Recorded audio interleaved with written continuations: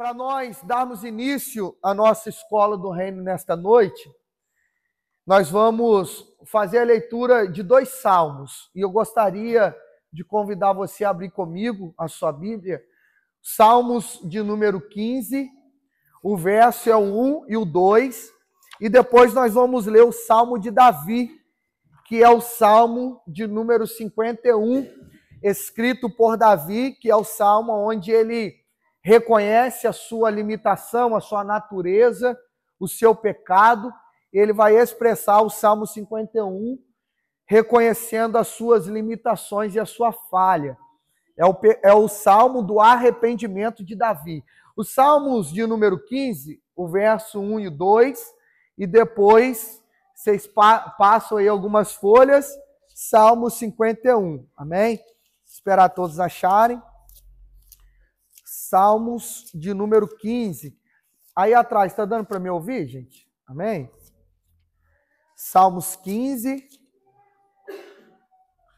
verso de 1 e 2, e logo após o Salmo de número 51. Todos acharam? Senhor, quem habitará no seu santuário? Quem poderá morar no seu santo monte? São 2 perguntas. Davi, que é o autor desse salmo, ele faz essas 2 perguntas e ele mesmo responde: aquele que é íntegro em sua conduta e pratica o que é justo e que de coração fala a verdade. Quem habitará no seu tabernáculo ou no seu santuário? Quem poderá morar no seu santo monte? Aqueles que andam em integridade, são sinceros, praticam a justiça e falam com o coração a verdade.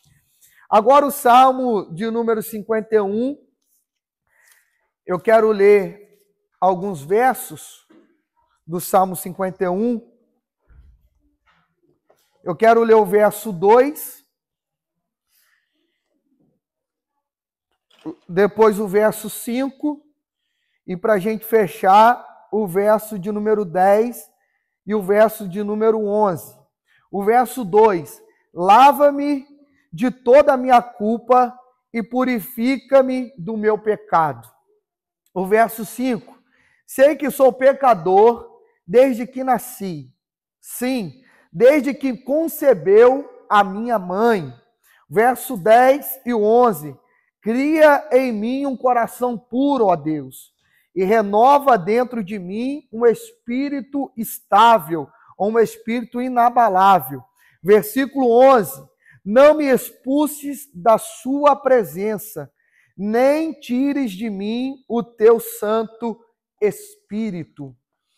É sobre o caráter que agrada a Deus que nós estaremos trabalhando durante essas 2 aulas, e com base neste tema, Igor, nós falaremos sobre o caráter de alguns homens de Deus, sobre a conduta, a personalidade, o temperamento de personagens bíblicos, trazendo alusão e aplicação à nossa vida. Para quem não sabe, gente, todos têm caráter, tá? Todos, sem exceção, têm caráter. Só que há uma distinção. Há pessoas que têm um bom caráter e tem pessoas que têm um mau caráter. Só que todos, de forma exclusiva, 100%, todos, sem exceções, têm caráter. Alguns desenvolvem um caráter íntegro, um caráter bom, e outros têm um mau caráter. E o que a palavra caráter significa? No grego, a palavra caráter significa marca, ou está marcado, ou ter uma imagem, selar uma madeira, uma pedra ou um metal. É uma marca que a pessoa ela carrega. Isso é o caráter. O caráter fala da nossa identidade, da nossa marca. É aquilo que nós carregamos aonde passamos. É bem verdade, presbítero Zé Carlos, que quando Deus ele forma o homem no Éden, lá no jardim, Deus ele vai comunicar a sua imagem ao homem. Quando Deus diz que o homem é a sua imagem e a sua semelhança, ali não está falando de uma aparência física. Ali está falando de atributos comunicáveis de Deus. A essência moral de Deus, o caráter de Deus, que Deus comunicou ao homem. O amor, a fidelidade, a esperança, a alegria, a fé. Caráter moral de Deus, que Deus comunicou ao homem. Só que quando o homem e a sua esposa, né, Adão e Eva, eles pecam ali no jardim, eles vão transgredir a lei, que é a lei da obediência, eles quebram um princípio. Esse caráter comunicável de Deus ao homem, essa imagem, esses atributos que Deus comunicou ao homem, se tornou atributos corrompidos pela essência do pecado. Então, a partir da queda do homem, do pecado original, todos que são nascidos do homem recebeu a originalidade da essência caída, de uma queda que Adão teve no Éden. E esse pecado faz parte da essência e da natureza do homem. Por isso que Davi, ele vai dizer, em pecado eu fui gerado. Desde quando eu nasci, eu já herdei o pecado. Ele está falando do pecado que ele herdou da queda do homem, de Adão. Esse pecado, essa corrupção moral, né, essa quebra da aliança, né, o caráter comunicável de Deus se tornou corrompido pela essência do pecado. E o pecado introduzido na terra gerou diversas consequências. Por isso que nós observamos, irmã Maria, que o amor de muitos tem se esfriado. E qual é a consequência, né? Na verdade, qual é a causa desse esfriamento? Se a gente ler o versículo anterior, fala qual é a razão do porquê o amor das pessoas tem se esfriado, André. Jesus diz, por aumentar a iniquidade, por crescer o pecado, o amor de muitos tem se esfriado. Então, por que o amor tem se esfriado? Porque o pecado está crescendo. O pecado está diante dos nossos olhos. Paulo vai dizer isso, o bem que eu quero fazer, na maioria das vezes eu não consigo, mas o mal está diante de mim todos os dias. O pecado está diante de nós. Só que dentro do homem, na comunicação divina ao homem, dos atributos comunicáveis de Deus que foi quebrados no Éden, lá no jardim, o homem se tornou caído na sua essência natural, porque todos pecaram e destituídos foram da glória de Deus. Então, esse caráter comunicável de Deus se torna um caráter corrompido pelo pecado, só que há uma solução. A encarnação de Deus na pessoa de Jesus traz uma restauração do caráter corrompido. Então é possível, Davi, nós termos um caráter que agrada a Deus. É possível termos uma identidade que glorifique o nome de Deus, Diácono Ailton Júnior. Sabemos que estamos diante de uma sociedade caída, pecaminosa, que não tem como fugirmos dos desejos, não tem como fugirmos das tentações, mas nós podemos vencer através da restauração na pessoa de Jesus Cristo. Então, Adão, que é o primeiro cabeça da raça, pecou. Só que Paulo, ele traz uma teologia da reconciliação quando ele escreve a carta à igreja de Romanos. Quando Paulo diz que Adão ele peca, mas Jesus, que é o segundo cabeça da raça, reconciliou toda a humanidade através do seu sangue. Então há uma restauração pelo sangue do Cordeiro. Por isso que todos que um dia levantaram as mãos cansadas, que chegaram diante de Jesus e aceitaram o convite de Cristo, vinde a mim, todos vós que estáis cansados e sobrecarregados, que eu vos aliviarei. Todos nós que outrora andávamos em trevas, que andávamos com o juízo do pecado, com o fardo da condenação. Quando levantamos as nossas mãos e nos achegamos a Cristo pelo poder do Espírito Santo, esse fardo é removido. E agora recebemos o fardo de Jesus, que é leve e suave. E aquele caráter corrompido pelo pecado original, pela nossa natureza humana, passa pelo processo de restauração, de renovação, de transformação. Por isso, irmãos, não há uma possibilidade para aqueles que dizem: eu aceitei a Jesus, eu nasci de novo, mas não há transformação no caráter.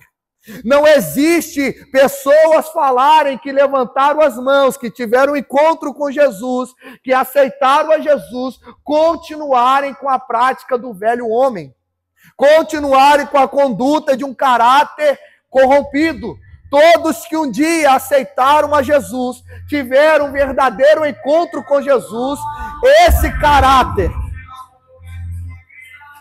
caráter corrompido, ele é transformado pelo poder do Espírito Santo e pelo sangue da renovação de Jesus Cristo. A nova aliança restaurada na teologia da reconciliação acontece em Jesus, Júlia. Por isso que não existe a síndrome de Gabriela. Eu sempre digo isso aqui na igreja. Eu nasci assim, vou viver assim, vou morrer assim. O nosso temperamento é transformado. A nossa forma de falar é transformada, a nossa forma de se vestir é transformada, a nossa conduta é transformada, os nossos pensamentos são renovados, porque agora eu estou recebendo o caráter de Jesus. E esse caráter de Jesus, a identidade de Jesus na minha vida, agrada a Deus. Quando eu carrego em mim a digital de Jesus, a identidade de Jesus, o caráter de Jesus, Deus, quando olha para mim, não vê somente o Gustavo, mas Deus olha a imagem do seu filho em mim, a imagem de Jesus em mim. Então eu estou sendo uma réplica, um discípulo de Jesus. Eu estou sendo um cristão, que significa um pequeno Cristo, porque quando eu carrego a imagem de Jesus na minha vida, o comportamento de Jesus, Deus, ele se agrada. Porque quando Deus olha para mim, ele vê a imagem do seu filho em mim. Por isso que Paulo diz: não vivo mais eu, mas Cristo vive em mim. Então, se Cristo vive em mim, aquilo que eu fazia, eu não faço mais. O bem que eu desejava já não faz parte mais da minha vida, porque não vivo mais eu, mas Cristo vive em mim. Então, o caráter corrompido no Éden, pela desobediência de Adão, é restaurada através de Jesus. Por isso que nós podemos ter um caráter que agrada a Deus. Por isso que eu fiz essa introdução, para a gente entender que a nossa vida, a nossa forma de agir, os nossos comportamentos precisam agradar a Deus. Quem habitará no seu tabernáculo, no seu santuário? Quem estará morando no seu santo monte? Aquele que anda sinceramente, que pratica a justiça e do coração fala a verdade. Quem habitará no tabernáculo de Deus? Quem vai morar no monte santo do Senhor? Aqui fala de salvação. Aquele que tem um caráter transformado. Aquele que pratica a justiça. Aquele que com o coração fala a verdade. Quem está dizendo isso aqui, gente? Davi. Um homem segundo o coração de Deus. Davi, Renata, pecou. Porque o pecado significa errar o alvo. Todos que erram o alvo, eles não erram porque querem errar. Pecado não é premeditado. Pecado é um acidente no percurso. Eu estou numa rota e no meio daquele percurso aconteceu um acidente. Quem já sofreu um acidente de carro aqui? Levanta a mão. Né? Ou carro, ou moto, ou de bicicleta. Né? Eu já caí muito de bicicleta. A gente se rala todo, né, Mário? Se quebra todo. Você cai querendo cair, gente? Não. Você bate de carro querendo bater, você saiu de casa com o pensamento, hoje eu vou socar o carro no poste.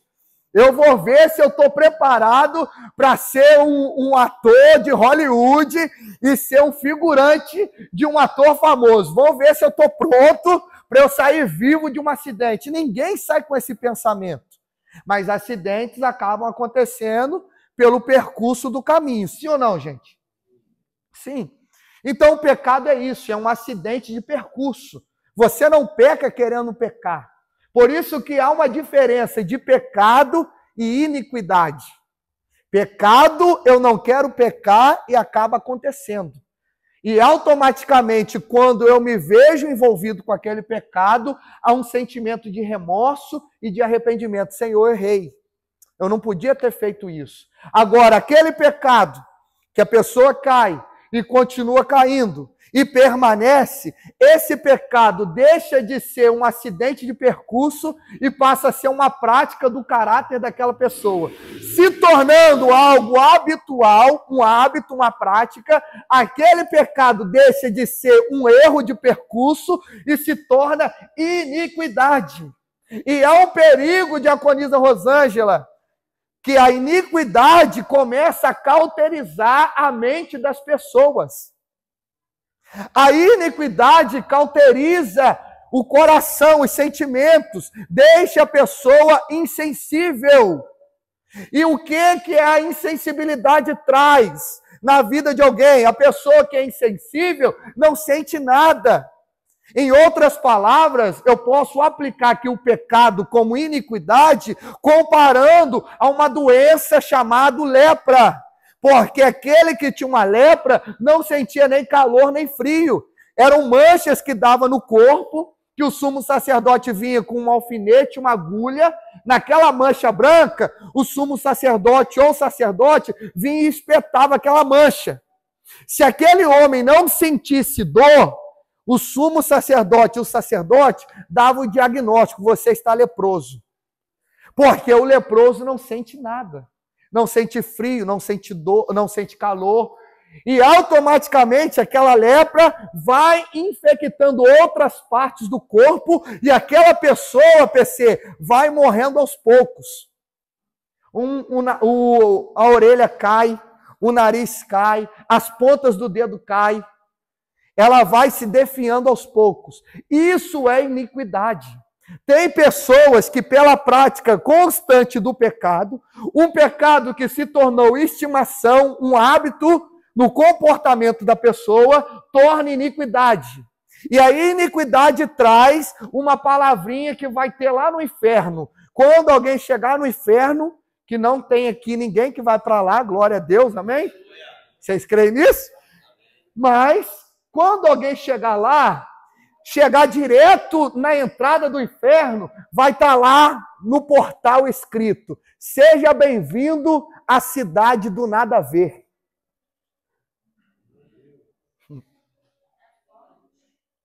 Seja bem-vindo à cidade do nada a ver. Porque a pessoa está tão acostumada com o pecado, que aquele pecado se torna um hábito e o hábito leva à iniquidade, que ela já não tem mais temor a Deus.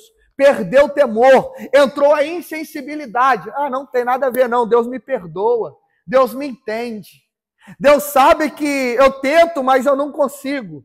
Ah, não, Deus compreende aqui, sabe, né? Jesus veio no corpo de homem, sentiu as dores que nós sentimos, sentiu as limitações que nós temos. Não, Jesus que veio à terra como homem sabe como é difícil a gente suportar algumas coisas. Aí começa a insensibilidade. E qual é o perigo dessa lepra espiritual, irmãos?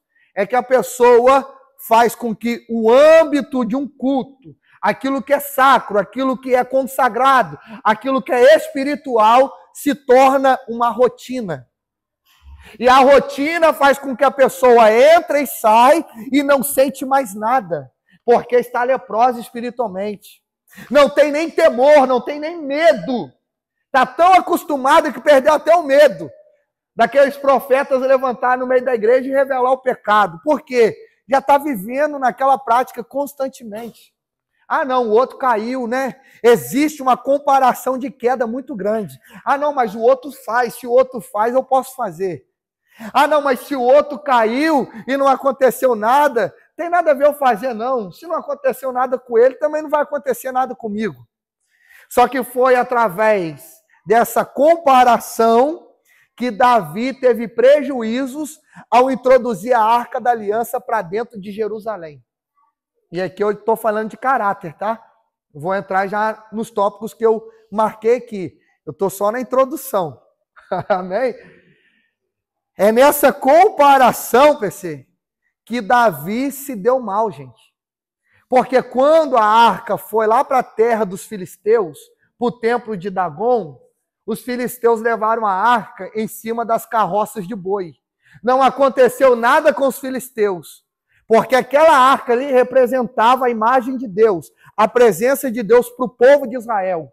Não era para os filisteus, era para o povo de Israel. Davi, quando pegou a arca da casa de Abinadab e trouxe para dentro de Jerusalém, a sua cidade, no meio do caminho, na eira de Nacon, a arca está caindo porque os bois tropeçam, Uzá coloca a mão e ele morre, porque houve morte no percurso da condução da arca, porque Davi quis fazer a mesma coisa que os filisteus. Em outras palavras, diaconisa Dani, Davi está pensando, se não aconteceu nada com os filisteus, também não vai acontecer nada comigo. Eles levaram a arca sobre as carroças de boi.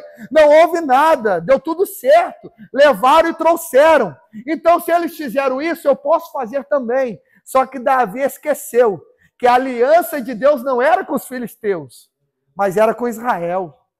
E para Israel tem princípios. Para Israel tem um modus operantes e um modo viventes. Tem um padrão. E esse padrão não pode ser quebrado. Não é que o seu amigo faz que você precisa fazer. Não é que a sua amiga se envolve que você precisa se envolver. E eu vou melhorar aqui, irmãos. Ah, não, mas ela é da igreja. Mas ele congrega. Até participa da ceia. Mas ele é ele, você é você. A minha mãe falava muito para mim isso. O Juninho não pegou essa época não, porque eu apanhei mais do que ele. Quando ele foi crescendo, as coisas ficou mais fácil. E ele foi esperto, André, porque ele viu eu apanhando, aí ele não fazia o que eu fazia para ele não apanhar. Mas quando eu era mais novo, eu saía de casa, estava no meio dos amigos, queria fazer algumas coisas. Aí toda vez que eu chegava em casa, minha mãe vinha me corrigir. Eu dizia, mãe, mas o meu amigo tal faz, o outro também faz. A minha mãe olhava para mim e dizia, você não é todo mundo. Aqui na minha casa tem hora de sair e hora de entrar. Se na casa deles eles entram na hora que eles querem, o problema é deles com a mãe deles. Aqui tem horário. E outra coisa, não pode sair sem avisar para onde está. Então, você está de castigo, apanha, é vara, é coça. Porque dentro da casa que eu morava, pela cultura dos meus pais, havia uma regra. Ah, mas a igreja lá pode. Lá pode, irmãos, aqui não. Ah, lá, mas é assim que funciona. Lá é assim, aqui não. Aqui tem uma regra. Aqui tem um padrão. Então, nós não podemos comparar uma coisa com a outra, uma conduta com a outra, um perfil com o outro. E um outro problema no meio da nossa juventude é redes sociais. Não estou falando que o problema é o celular, eu estou falando sobre a comparação. Não se engane, gente.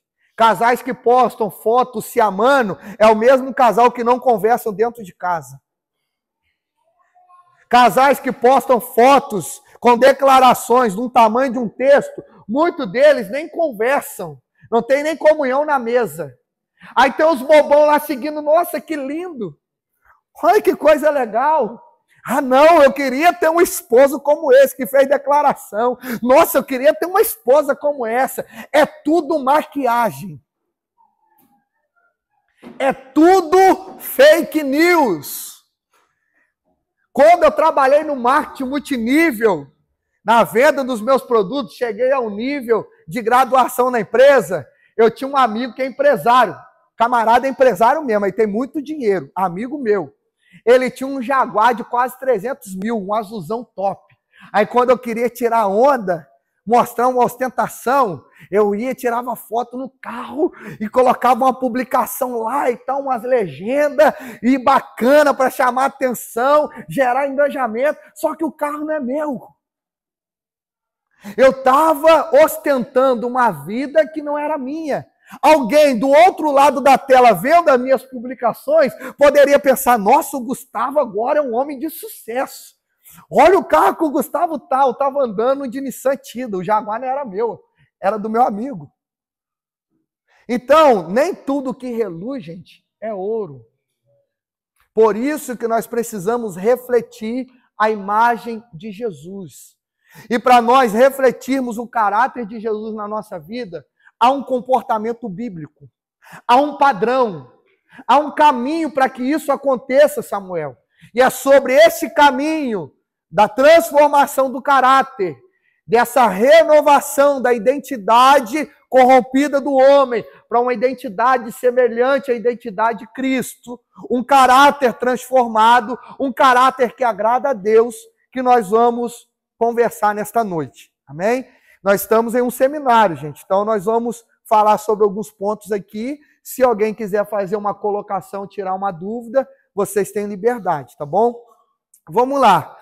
O que é o caráter de forma assim mais aprofundada, né? Trazendo aí um contexto mais didático dentro da questão do ensino. O caráter é um conjunto de traços da personalidade que tem o sentido moral. São os traços avaliados como bons ou maus. Então, caráter é um conjunto de traços da personalidade que tem um sentido moral. Tá? Fala da moral da pessoa, do comportamento da pessoa, da conduta da pessoa. Então, caráter é isso. São traços de personalidades. Tá? E esse caráter, esses traços de personalidades, é formada pelo ambiente que vivemos, pelas amizades que temos, por aquilo que nós ouvimos. Pegou aí? Então, o caráter é formado. Nasceu um bebezinho, Josi. A criancinha nasceu. Vou pegar o exemplo do Matias. Tá? O Matias fez 1 ano. Está começando a entender algumas coisas agora, a engatinhar, a falar. O caráter dele está sendo formado. Só que o caráter dele vai estar sendo formado e vai chegar a uma formação dentro do ambiente que ele está inserido. Pelo contexto que ele participa. As amizades que ele vai ter ao longo da sua vida. Aquilo que ele vai trazer como verdades ao coração dele. Aquilo que ele vai pegar como uma prática, como um comportamento na sua ação, nas suas práticas, no seu dia a dia. Então, esse caráter é formado pelos traços de personalidade. E existe os temperamentos que vêm através da genética, que é uma outra situação. Todos nós acarretamos personalidades, temperamentos que veio da genética dos nossos pais. O meu pai tem um temperamento mais explosivo. Automaticamente, dentro da biologia, você vai herdar a genética ali. Alguns traços de temperamento. Só que nós não podemos basear o nosso comportamento no temperamento. Porque Jesus vai ensinar que nós temos que ser moderados. A temperança. Tá? O que é temperança? É ter um bom tempero. Se você colocar muito sal, você consegue comer a comida, gente? Não. Pouco sal também não fica ruim? Então, muito estraga e pouco fica com falta. Então, você tem que colocar o tempero certo. O equilíbrio. Nem muito, nem pouco. Então, o temperamento é uma outra situação, que nós vamos falar sobre isso. Tá? Mas o caráter é o conjunto de traços da personalidade que tem um sentido moral. São os traços avaliados como bons ou maus. Dignidade, lealdade, honestidade, honradez, amor, e assim vai indo, etc. Incluindo o comportamento e a consciência moral da pessoa. Então, caráter, Júlia, fala do comportamento, das ações e da consciência moral dela, daquilo que ele enxerga como verdade e como mentira, daquilo que ele enxerga como certo ou como errado.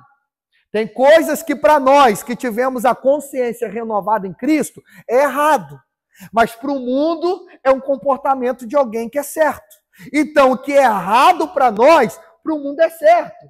E o que é certo para o mundo, para nós é errado.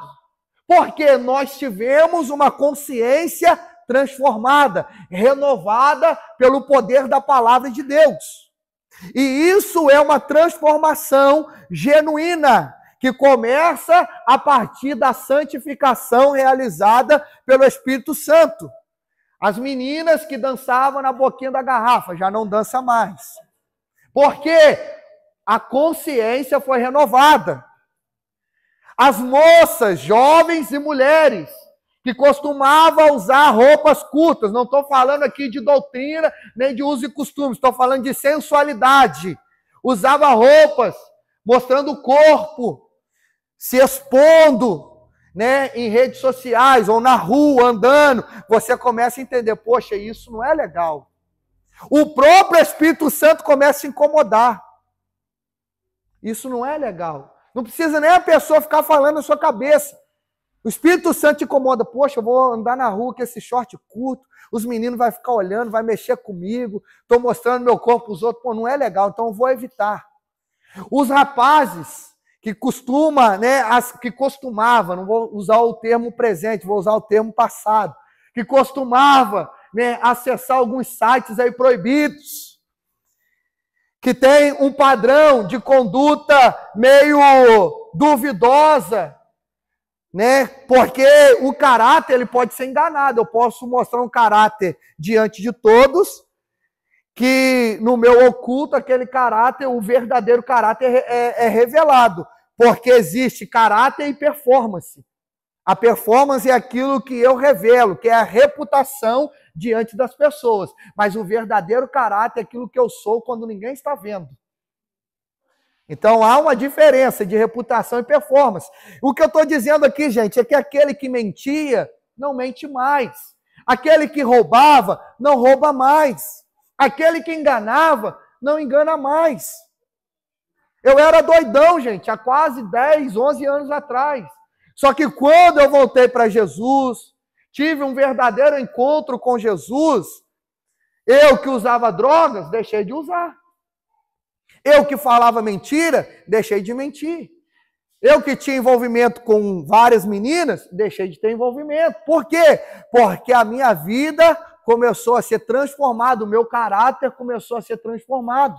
O pecado tinha corrompido o meu coração, mas através deste encontro genuíno, verdadeiro, profundo com Jesus, e através do poder da santificação do Espírito Santo, a minha vida começou a ser transformada. Pastor Gustavo, o senhor está dizendo que não peca? Eu disse aqui na introdução do estudo, pecado é um acidente de percurso, não é uma prática habitual. Pecado é quando você está caminhando para acertar e você acaba tropeçando. Às vezes você fala o que não deve falar na hora errada. Às vezes você tem um sentimento que não deveria ter no momento errado. Às vezes você quer expressar algo e você acaba ofendendo, magoando uma pessoa. Isso tudo é pecado. Às vezes você mente sem perceber. Quem nunca mentiu dizendo, ó, estou chegando aí, mas nem saiu de casa? Eu sou o primeiro a levantar a mão. Quem nunca mentiu dizendo, avisa que eu não estou em casa, mas estava em casa. Olha só que coisa horrível, gente. Só que isso não pode fazer parte desse caráter transformado por Jesus. Porque o caráter transformado por Jesus é um caráter que agrada a Deus. Tá? Então é sobre isso que nós estamos falando nesta noite. A minha lealdade. Tem pessoas desleais, gente, que na sua frente é o seu melhor amigo, mas por trás te mete o pau. Você acha que eu não sofro isso, irmãos? Eu acho que eu sofro sem saber. Glória a Deus, porque eu não sei. Né? Senhor, continua me preservando, porque às vezes isso acontece. As ingratidões fazem parte da nossa vida. Você ajuda aqui e amanhã a pessoa que você ajudou é a primeira a te dar pedrada. É a primeira a te crucificar. Jesus, o nosso maior exemplo a ser seguido, que fez coisas boas para todo mundo, gente. O único que não deveria morrer, que não merecia a crucificação, o povo que ele ajudou, que ele curou, que ele libertou, que ele fez milagres, foi o mesmo povo que, enganado pelos fariseus e pelos grupos religiosos, gritaram de forma pública: solta Barrabás e crucifica Jesus.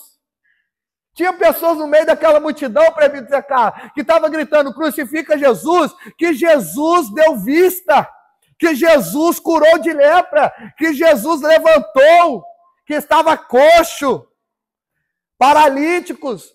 Muitos ali estavam dizendo: ó, crucifica Jesus. Pessoas que Jesus alimentou com pão e peixe. Então são situações que nós vamos enfrentar, que nós vamos viver.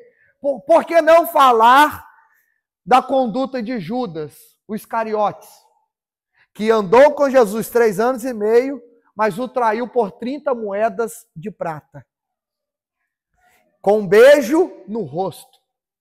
E Jesus olhou para ele e disse: faz o que deve fazer, meu amigo. Jesus foi hipócrita ali, gente? Não. Nós só podemos oferecer o que temos. Anota isso daí. Você só revela o que você tem. Se você tem um hábito de falar mal de todo mundo, isso significa que o seu coração está corrompido e você nem percebeu. O errado não é os outros, o errado é você. Porque nós só podemos dar o que nós temos. A boca fala o que o coração está cheio. Então, se eu tenho o hábito de falar besteiras, isso é algo que o meu coração já está preso, porque eu só posso dar o que eu tenho. Jesus falou para ele: faz o que deve fazer, amigo, porque Jesus é a existência do amor, é a materialização da existência divina, a encarnação do Deus, é o verbo encarnado, é o Logos. Então ele dá o que tem. Mesmo Judas entregando um beijo de traição, mesmo Judas beijando como serpente, Jesus oferece o amor. Jesus oferece a lealdade, Jesus oferece a amizade, Jesus oferece a comunhão. E eu digo aqui com toda certeza que se Judas Iscariotes não escolhesse o suicídio, Jesus teria perdoado ele. E ele não perderia a salvação. Está sendo gravado e vai para o YouTube que eu estou falando. Talvez alguém pode fazer algum corte, mas eu falo com toda certeza. Porque Pedro também traiu 3 vezes. E mesmo assim Jesus foi atrás dele e disse: tu me amas? Te amo, então vai e apacenta minhas ovelhas. Vai lá, rapaz, eu sou o Deus da restauração. O que você fez, ó, ficou lá. Você quer uma nova oportunidade? Gente, nós crucificamos Judas. Não é o hábito das igrejas evangélicas. É o hábito de muitas igrejas católicas, de colocar Judas. Quem já colocou nome de amigo no Judas, gente? Eu, quando era criança, nosso Deus, né? Se eu estou falando da minha infância, né? Hoje não tem mais esse costume. Quase não se vê mais nos bairros, né? Mas antigamente, cada poste tinha o Judas, né? Judas traiu Jesus por 30 moedas de prata. Se a gente for calcular aí o valor, é porque eu não estou com o celular aqui, que o celular está gravando. Mas vamos supor que 30 moedas de prata seja aí mais ou menos R$1.500 em dinheiro. Então Judas traiu Jesus por R$1.500. Às vezes nós negamos e traímos Jesus por coisas que nós nem pagamos, nem recebemos, na verdade, né? Traímos Jesus com coisas fúteis. Aí nós queremos crucificar Judas, mas nós também temos, né, um coração parecido. Por isso que precisamos de uma transformação verdadeira, para nós não sermos como Judas. Então, querendo comparar aqui entre Judas e Pedro, Pedro falhou, mas Pedro reconheceu o erro e se tornou o primeiro pastor da igreja primitiva. Judas falhou e escolheu o suicídio. Então, que nós não venhamos ter o comportamento de Judas, mas que nós possamos ter o comportamento de Pedro. Um caráter transformado. O Pedro que tirava a espada para tentar matar alguém é o mesmo Pedro que diz: eu não tenho prata e não tenho ouro, mas o que eu tenho eu te dou. Levanta e anda em nome de Jesus. O mesmo Pedro que era sanguíneo, né, uma pessoa explosiva, é o mesmo Pedro que está dormindo sabendo que o decreto de morte já foi assinado por Herodes. Se fosse o Pedro antes do Espírito Santo, estava quebrando a cela toda, estava xingando todo mundo, estava arrumando confusão. Mas depois que o Espírito Santo invadiu o coração daquele homem, a vida dele foi transformada, o caráter dele foi transformado. Então é sobre isso que nós vamos falar, pontuando aqui algumas coisas que importantes. Primeiro ponto, por que o caráter é importante, gente? Uma pergunta. Por que o caráter é importante? O que vocês acham aí? Eu queria ouvir vocês enquanto eu bebo água. Por que o caráter é importante, Davi?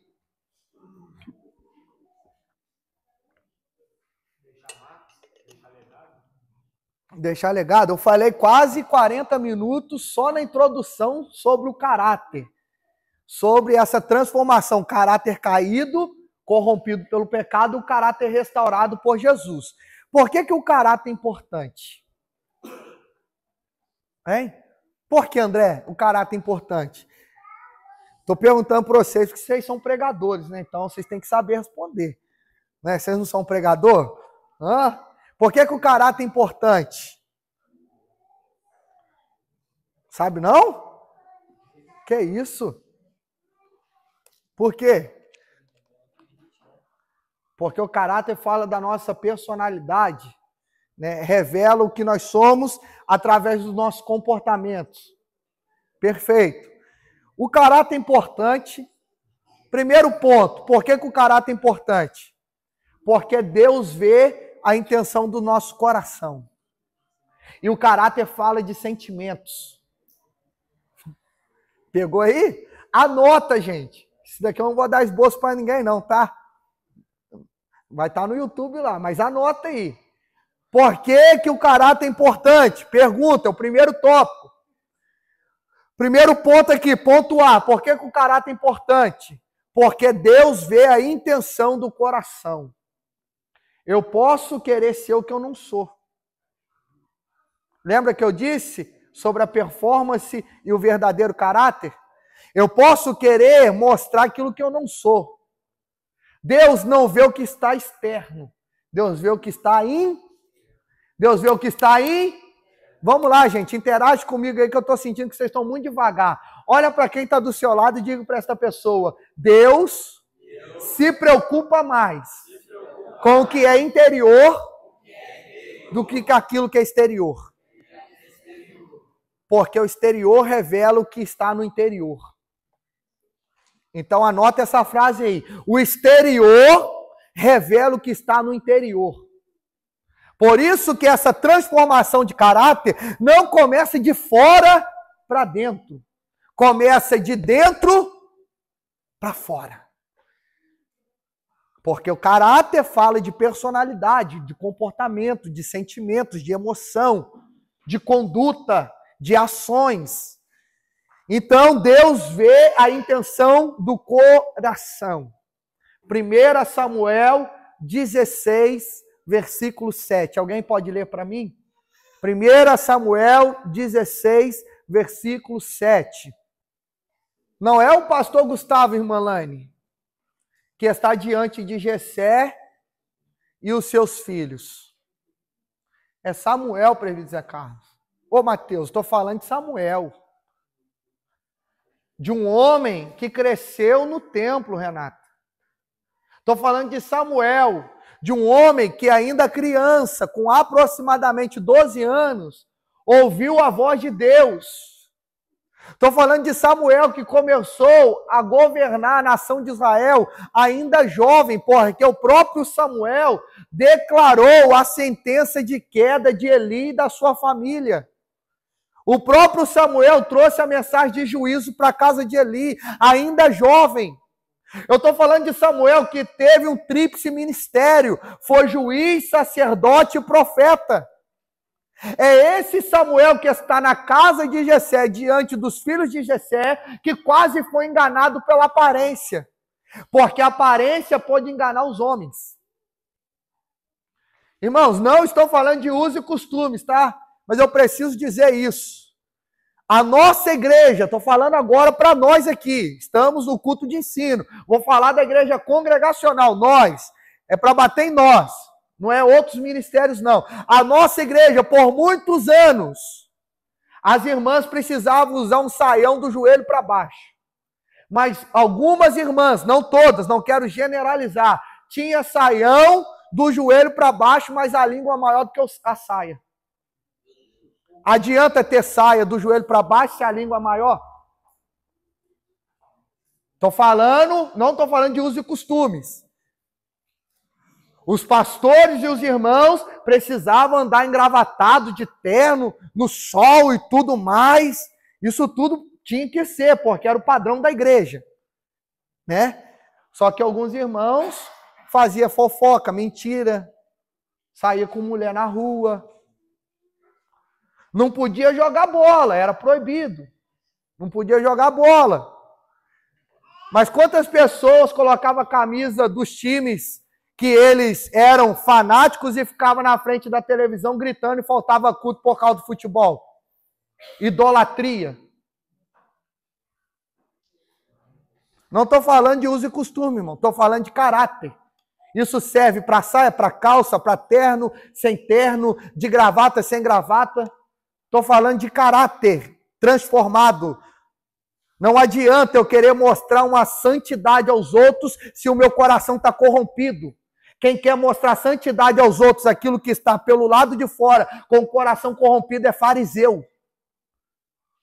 Que tem aparência de santo, mas dentro está podre, é um sepulcro caiado. É igual um caixão. Cansei de fazer culto fúnebre, mas o caixão é lindo. Aquela madeira bonita, né? Tá lá aquele caixão lindo. Aquelas flores, né? Tudo lá, coroas de flores. Mas, infelizmente, quem está dentro morreu. Depois de 7 dias está cheirando mal. Depois de 1 mês, os bichos estão comendo. Aí Jesus chama os fariseus de sepulcro caiado. Por quê? Por fora era bonito. Mas por dentro eram podres. Estava fedendo, cheirando mal. Não estou falando, irmãos, que nós devemos andar de qualquer jeito, não é isso. Eu estou dizendo que aquilo que está dentro se revela naquilo que está fora. E para Deus vale mais o que está aqui do que o que está fora. Porque eu posso enganar vocês. Eu posso chegar aqui e mostrar que eu sou um santo homem de Deus. Dons, nossa, recebi vários dons. Quantas pessoas me procuram dizendo, pastor, o Senhor orou por mim e eu fui curada. O Senhor orou por mim e eu recebi um milagre, a cura. Deus me deu o dom de manifestação da cura, né? Da cura divina, de orar pelos enfermos e os enfermos serem curados. Isso no nome de Jesus. Quem faz é Ele. Mas Ele dá dons aos servos. E Ele dá os dons sem arrependimento. Aí eu posso mostrar que eu sou um santo homem de Deus. Mas dentro da minha casa eu não tenho comunhão com a minha esposa. Estou com mulher na rua, o que adianta? Eu falo mal do Igor. Nossa, olha o Igor lá, barba de coisa feia. Olha lá, nossa, que camisa feia é essa que os jovens feios, negócio de legado. Nada a ver. Nossa, olha lá, camisa marrom, sem vida. Esse negócio de unidade. Ah, irmã Maria, camisa de unidade. O povo prega unidade, mas está todo mundo desunido. Começa comigo, que estou criticando. Está dando para entender, gente? Que o negócio é mais profundo do que a gente imagina. Os irmãos de Davi tinham aparência de rei. Aí Samuel quase foi enganado. Homem de Deus, tá? Quase foi enganado pelas aparências dos irmãos de Davi. Aí Deus teve que repreender Samuel, dizendo, Samuel, calma aí, Samuel. Os homens veem o que está diante dos teus olhos. Mas eu vejo a intenção do coração. Todos têm aparência de rei, mas o coração está longe de mim. Coração vaidosos. coração orgulhosos, coração pecaminoso, distantes da minha presença. Só que tem um que não está na reunião, que tem um coração semelhante ao meu coração. Aí tiveram que chamar Davi, né? O menor. Sem aparência, sem estatura de rei, mas que tinha um caráter de adorador. Por que que o caráter é importante? Porque Deus vê a intenção do coração. E o que é o coração na Bíblia? O coração na Bíblia fala de escolhas. O coração na Bíblia fala de destino. O coração na Bíblia fala de emoções, de sentimento. Quando a Bíblia fala de coração, a Bíblia não está falando desse órgão aqui que bate ao lado esquerdo do nosso peito. Porque esse órgão aqui pode ser transferido para o outro. Já viu que pessoas fazem transfusão lá de coração? É um órgão. A Bíblia não está falando de um órgão que bate aqui, que impulsiona o sangue. Não. A Bíblia está falando do caráter. Coração é o caráter, é a alma, é as emoções, é o comportamento, é as escolhas. E nós precisamos guardar a nossa alma, guardar o nosso caráter, porque as nossas escolhas, as nossas decisões, elas definem o nosso destino. Então, o nosso caráter, o nosso coração é o que vale diante de Deus. Deus não é cardiologista, não. Mas o coração que eu digo não é o órgão. É a nossa vida, é o nosso caráter, é as nossas escolhas. Deus vê a intenção do coração, irmãos. Tem gente que prega e tem uma mensagem maravilhosa, está aí nos cartazes, são grandes pregadores. Mas qual a intenção do coração deles? Talvez alguém pode olhar por fora. Nossa, aquele cara prega muito. Eu sigo ele. Revela CPF, identidade, homem de Deus. Fala nome aqui. O céu desce. Mas Deus vê a intenção do coração. Qual é a motivação que está fazendo ele fazer o que ele faz? Abra comigo aí Provérbios 4, 23. Eu estou no tópico 1 ainda, tá? Acima de tudo, guarde o coração, porque dele procede as saídas da vida. Marca este versículo na sua Bíblia, gente. Acima de tudo, contudo, guarde o coração, guarde as suas emoções. É nessa área que o diabo está mais atacando nos dias de hoje. As áreas emocionais das pessoas, mexendo no comportamento das pessoas, no temperamento das pessoas. Aí Salomão já está dizendo, acima de tudo, protege o seu coração, guarda a sua alma. Porque ali procede as saídas da vida. Ali revela o seu verdadeiro caráter, a sua identidade.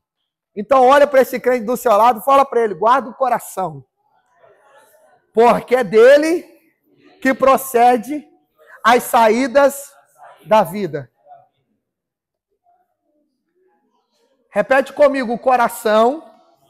Mais forte, o coração fala da alma, das emoções, das escolhas, do comportamento. E a alma revela as ações do meu caráter. Para fechar o tópico 1, porque o caráter é importante? Porque Deus vê a intenção do coração, ponto 1. Ponto 2, por que o caráter é importante? Porque o caráter revela se somos discípulos autênticos. Pegou aí? O caráter revela se eu sou verdadeiro ou se eu sou falso. Hã? Eu nem vou entrar nesse ponto aqui, porque tem mais 3 tópicos para a gente trabalhar ainda nesta noite. Por que o caráter é importante? Porque o caráter revela se somos discípulos autênticos, verdadeiros, ou se somos falsos. Olha para mim aqui, gente. Eu sei que você já ouviu isso, mas eu preciso repetir. Há uma diferença de discípulo e multidão. Todos estão ao lado de Jesus. Só que a intenção de um é saber que Jesus tem palavra de vida eterna. A intenção dos outros é os milagres que Jesus podia fazer. Pegou aí? Por que o caráter é importante? Porque o caráter revela se somos discípulos autênticos. Tem como ser discípulo falso? Sim ou não? Tem ou não, gente? Tem. Tem como ser um falso adorador? Tem. João 4:23. O Pai é Espírito. Anda, Mari. E está à procura de grandes pregadores, de grandes cantores, de verdadeiros adoradores que adoram em espírito e em verdade. Se Jesus está dizendo à mulher samaritana, Jéssica, que o Pai está à procura de verdadeiros adoradores, isso significa, irmão Beto, que existem falsos adoradores. Para Jesus falar que o Pai está à procura dos verdadeiros, isso significa que existe um grupo dos falsos, que está até andando com Jesus, que até participa da liturgia do culto, até evidencia os milagres, mas são falsos adoradores, porque a motivação do coração deles é uma motivação do presente. Ai, Jesus.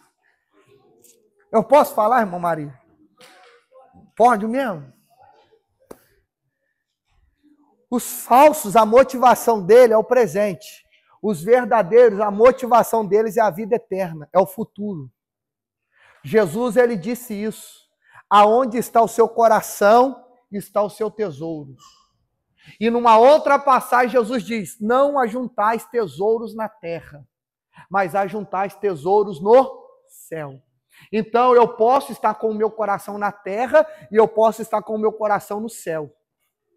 Tem gente que nunca foi no céu, mas já vive o céu na terra. Pegou aí? Gente, eu estou sentindo a presença dele aqui, tá? Tem gente que não foi ao terceiro céu como João, mas consegue atrair o céu à terra. Por quê? É um verdadeiro adorador e é esse que o Pai procura. O Pai está lá no trono olhando para a terra, procurando os verdadeiros adoradores, que adoram o Espírito em verdade. E quando ele encontra o verdadeiro adorador, o trono dele se manifesta na terra, irmãos. Então eu e você temos o poder de conectar o céu com a terra com o céu, e isso fala do nosso caráter, isso fala dos nossos comportamentos. Você pode sentir a presença de Deus dentro da sua casa. Você pode ser tomado em espírito dentro do seu quarto.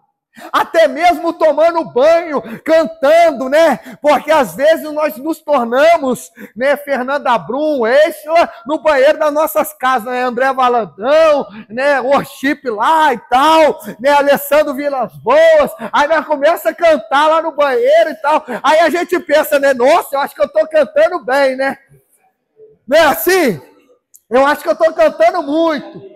Aí você começa a cantar no banheiro da sua casa, tomando banho, e de repente o Espírito Santo te visita, irmãos. Ah, pastor, mas eu não estou com a roupa decente para isso. Gente, o Espírito Santo é Espírito. Roupa é para nós, irmãos. E outra coisa, o Espírito Santo é assexuado, o que significa que ele não tem sexo. Por muitos anos, a igreja discriminava as mulheres. Não, as mulheres pregam embaixo, os homens em cima. Se a irmã está com a autoridade da palavra e se é o Espírito que usa ela, o mesmo Espírito que usa o pastor Gustavo, usa a Bia, usa a Rosângela, usa a Berenice. Então, qual diferença tem? Só porque um é homem, o outro é mulher? Só porque o homem nasceu com alguns privilégios a mais, né? Porque as mulheres, coitadas, sofrem. Ainda mais quando está naqueles dias. Nossa, Deus, eu vejo lá em casa a Carol sofrendo. Só que Deus foi bom lá dentro de casa, né, que deu para ela 2 homens. Aí ela olha, meus filhos, vocês foram abençoados. Vocês nasceram homem, não nasceram mulher. Porque, ó, eu faço tudo aqui dentro de casa, não tem uma menina para me ajudar. Eu estou profetizando uma menina lá dentro de casa. Só que ela está repreendendo. Ela está repreendendo, Júlio. Mas, quem sabe? Isso daí é só para descontrair, gente. Mas O que eu quero dizer para vocês é essa verdade. Por que que o caráter é importante? Porque Deus vê a intenção do coração, aquilo que está oculto diante dos olhos da pessoa. O caráter também é importante porque o caráter revela aquilo que está dentro. Então, o interior revela no exterior. E o caráter é importante porque revela se somos verdadeiros discípulos ou se somos falsos. Porque os falsos foram embora. Quando a Bíblia diz que Jesus deu um sermão duro, o texto diz, e alguns discípulos foram embora, não diz multidão. Está escrito aí. Ficaram só os 12. E Jesus estava igual a irmã Maria. Parece que ele veio direto do Nordeste, estava um cabra arretado. E falou, se vocês quiserem ir embora, pode ir também, que aqui eu não vou mudar a palavra não, é isso mesmo. Aí Pedro falou, Senhor, calma aí, está pegando duro, pesado. Mas para quem iremos nós? Se só o Senhor tem palavras de vida eterna. Esse é o verdadeiro discípulo. Se Jesus cura, Jesus é Jesus, irmãos. Mas se ele não curar, ele deixa de ser Deus? Não. Se Jesus abrir a porta, ele é Deus? E se ele fechar, ele continua sendo Deus? Sim. Então eu vou questionar, vou reclamar só porque ele abriu ou porque ele fechou? Se eu sou um verdadeiro discípulo, eu preciso entender que mesmo na escassez, ele tem milagre com rede, mas ele também tem milagre com vara de pescar. Pegou aí, né? Olha para quem está do seu lado e fala para esta pessoa. O mesmo Jesus que tem milagre com rede, também tem milagre com vara de pescar. E ambos são o que, Davi? Milagre. Não deixa de ser milagre. Estou falando do mesmo personagem, tá, Pedro?